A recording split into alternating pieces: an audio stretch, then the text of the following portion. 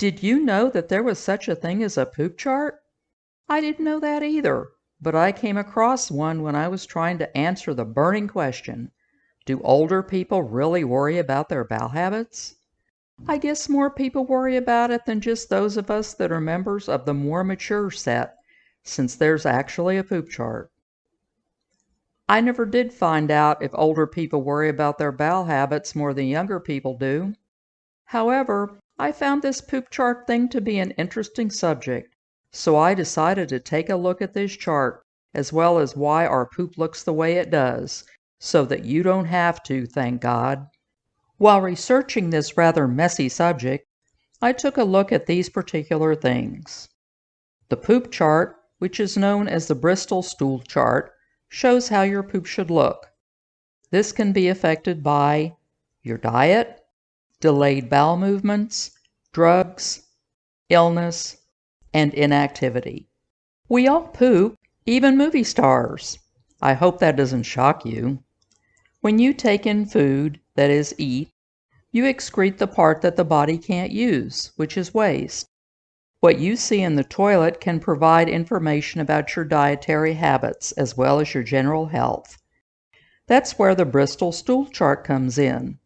Developed in 1998 by Stephen Lewis and Ken Heaton from the University of Bristol, it illustrates how those BMs should look, more or less. It is a useful tool so that you can describe to your doctor what's going on without bringing it into the office. So let's take a look at the chart. Type 1. These are separate hard lumps and are hard to pass. It's spent a long time in your bowel and is a sign that you are constipated. Type 2 is sausage-shaped but lumpy. This is also a sign of constipation. You may need more fiber in your diet or to drink more water. Type 3. Sausage-shaped with cracks on the surface. This is an example of a normal bowel movement because it's soft and easy to pass. I hope this doesn't cause you to avoid sausage from now on. Type 4. Sausage or snake-like, smooth and soft. Supposedly, this is what you want if you're aiming for perfection. Type 5. Soft blobs with clear-cut edges.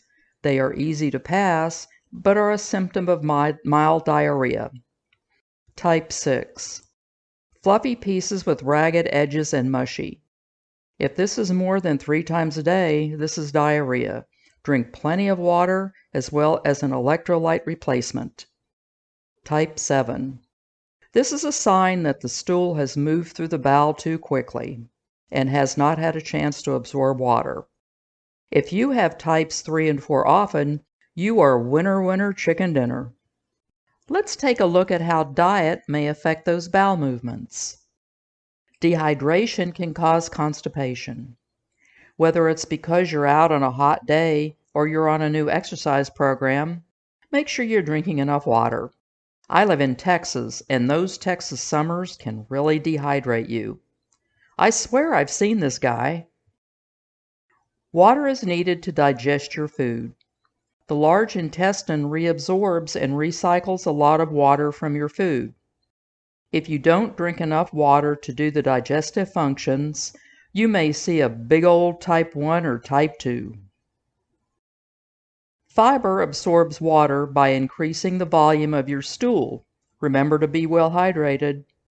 It not only increases the volume, but softens it, making it easier to pass. There is a type of carbohydrate called resistant starch, which isn't digested in the small intestine. It ferments, which is why they're called fermentable carbohydrates, in the large intestine and feeds the good gut bacteria. This includes legumes, brown rice, green bananas, and potatoes. Here are some poop issues that may or may not be serious, but just noteworthy. Constipation, diarrhea. How often should you go?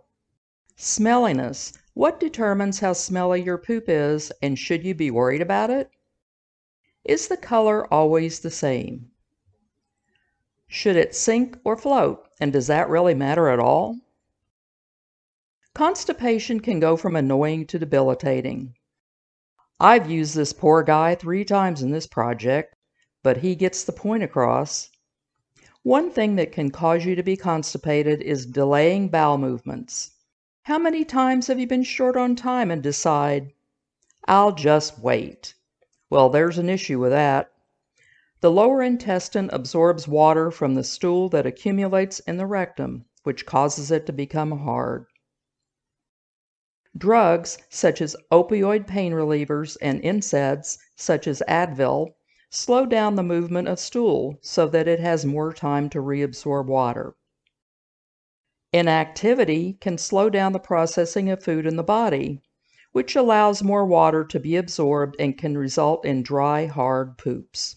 You end up with diarrhea when not enough water is being reabsorbed back into the intestine due to food passing through the digestive system too rapidly. Some causes of this are viral or bacterial infections, some drugs, such as metformin, food intolerances, eating too much fiber, diseases such as IBS, as well as runner's diarrhea. Diarrhea shouldn't last longer than 2 days. After that, it's wise to see a doctor to rule out something more serious. How often should you go? This depends on the person. Anywhere from 3 times a week to 3 times a day can be normal as long as you have normal-looking poop and you don't have a sudden, unexplained change in your bowel habits. Does your poop always smell? Hopefully it doesn't smell like a cat's litter box. That's the urine, not the poop, but I love the picture anyway. But it doesn't smell good. The bacteria in it is responsible for the smell, which is normal. What adds to the bad smell may be your diet. If you eat a lot of meat and cruciferous vegetables, your digestive system has to work overtime to digest the food. In addition, these foods are high in sulfur and are responsible for the rotten egg smell that you may experience. If you are lactose intolerant, you lack the lactase enzyme that breaks down this milk sugar. Bacteria then causes the undigested lactose to ferment, producing smelly gas and stools. How many colors are there in poop? Well, probably not these, but your poop can have a bit of a range. Normal poop is medium to dark brown because it contains a pigment called bilirubin. Black poop suggests gastrointestinal bleeding, or it could be dietary. Black licorice and iron supplements can sometimes cause this. White, gray, or pale could indicate issues with the liver or the gallbladder, as this indicates a lack of bile. Some antidiarrheal medications can cause this. Green poop can be the result of spinach, kale, or other green foods. It can also mean there is too much bile and not enough bilirubin. Red poop could indicate lower GI bleeding, or it could be the result of eating some foods such as beets or drinking beet or tomato juice. Orange stools may be the result of eating carrots and sweet potatoes. These foods contain the pigment beta-carotene that can cause your poop to look orange. Most people exhibit many variations of poop color at some time. However, if these variations last more than 2 weeks or are red or black stool, consult your doctor. It's better to be safe than sorry. Should your poop sink or float, and does it really matter? Poop usually sinks because it is more dense than water. However, it can float because of a high-fiber diet and gas in the stool. If it never sinks, that can be a cause for concern because it can be caused by a malabsorption of nutrients, a GI infection, or Crohn's disease. I had no idea that poop could be so interesting. I guess I never thought much about it. But remember, I am not a doctor. Don't take medical advice from some aging rando on YouTube. If you have issues with your digestive system, you should see a doctor. If it turns out to be nothing, at least you'll sleep better at night. I hope you enjoyed the video and got something out of it. Don't forget to leave a comment below and subscribe.